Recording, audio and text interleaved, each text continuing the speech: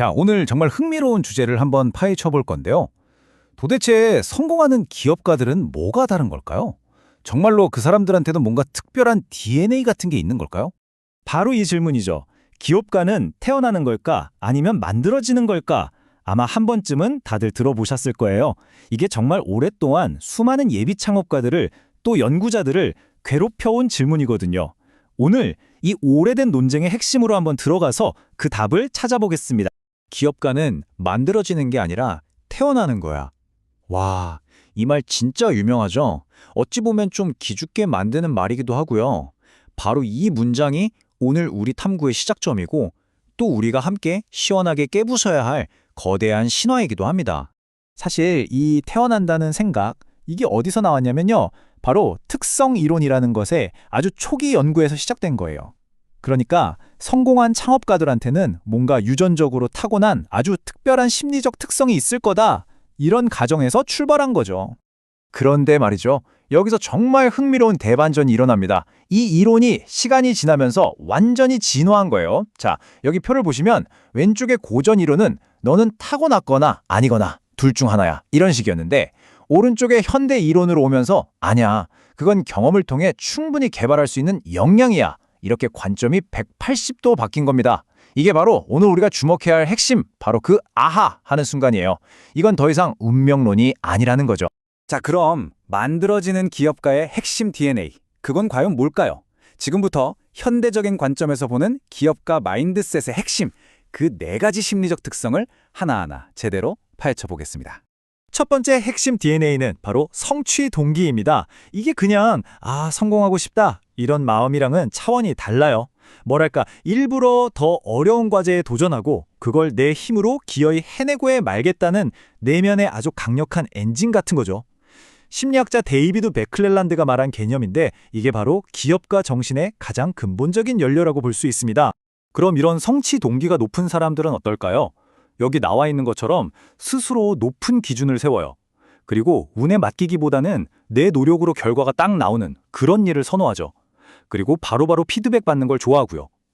비유하자면 그냥 과목 패스하는 데 만족하는 게 아니라 A+를 받으려고 밤새서 공부하는 그런 학생이 있죠? 딱 그런 모습이라고 생각하시면 됩니다. 두 번째 특성은 내적 통제 소재라는 건데요. 이거 아주 중요합니다. 쉽게 말해서 내 인생의 운전대는 내가 잡고 있다. 바로 이 믿음이에요.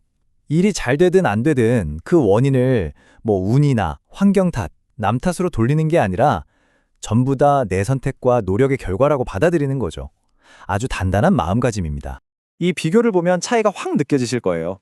똑같이 실패를 해도 외적 통제 소재를 가진 사람은 경기가 안 좋아서 망했어, 운이 없었네 이렇게 밖에서 원인을 찾죠. 하지만 내적 통제 소재를 가진 사람은 어때요? 내 마케팅 전략이 틀렸구나, 제품 설명을 개선해야겠다 이렇게 안에서 원인을 찾고 다음 스텝을 생각합니다. 바로 이 작은 차이가 수많은 실패를 딛고 결국 일어서게 만드는 그 엄청난 회복 탄력성을 만드는 겁니다. 세 번째는 바로 자기 효능감입니다. 이게 그냥 막연한 자신감하고는 달라요.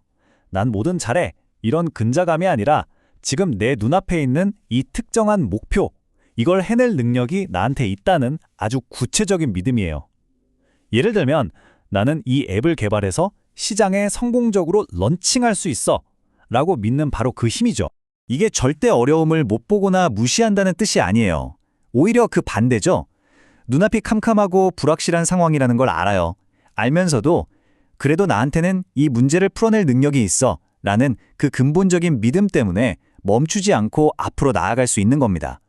모든 스타트업 여정에 반드시 필요한 연료라고 할 수 있겠죠. 자, 이제 네 번째 특성으로 넘어가면서 기업가에 대한 아주 흔하고 큰 오해 하나를 바로잡고 가겠습니다.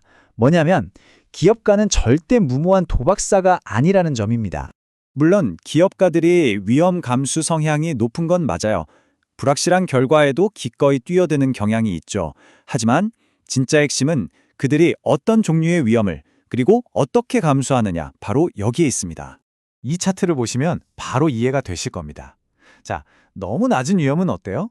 혁신이 없으니까 보상도 적겠죠. 반대로 너무 높은 위험은요? 그냥 도박이죠. 모든 걸 잃을 수도 있고요. 성공하는 기업가들은 이 양극단을 피합니다. 대신에 철저하게 분석해서 위험을 통제 가능한 수준으로 만들고 성공 확률이 가장 높은 바로 저 중간 지점, 즉 계산된 위험을 공략하는 겁니다. 이들은 도박사가 아니라 아주 뛰어난 전략가들인 거죠. 자, 그럼 지금까지 우리가 본 심리적인 특성들이 있잖아요. 이런 것들이 어떤 성격적인 토대 위에서 더 잘 자랄 수 있을까요? 여기서 심리학에서 가장 유명하고 신뢰도 높은 성격 모델인 빅5 이론을 가져와서 기업가의 프로필을 좀 더 입체적으로 들여다보겠습니다. 이 표를 한번 쭉 보시죠. 새로운 아이디어를 내려면 개방성이 높아야 하고 끈기 있게 밀어붙이려면 성실성이 높아야겠죠. 외향선도 네트워킹에 유리하고요.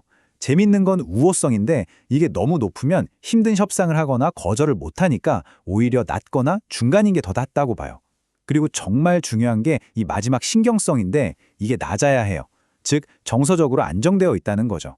이게 아까 말한 내적 통제 소재랑 합쳐지면 진짜 엄청난 스트레스 속에서도 평정심을 잃지 않는 강력한 힘이 됩니다. 자, 이제 거의 다 왔습니다. 오늘 이야기의 핵심 메시지를 정리하면서 이걸 여러분의 이야기로 한번 가져와 보겠습니다. 중요한 건 결국 여러분 안에 있는 잠재력을 어떻게 깨울 것인가 하는 거니까요.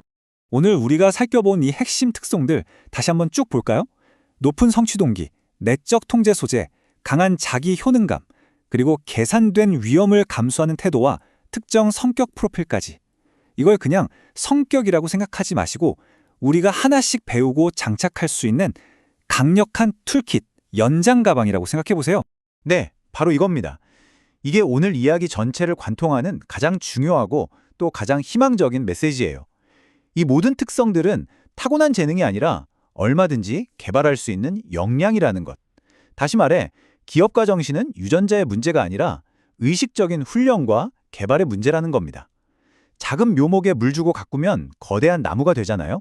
여러분의 잠재력도 똑같이 키워나갈 수 있습니다.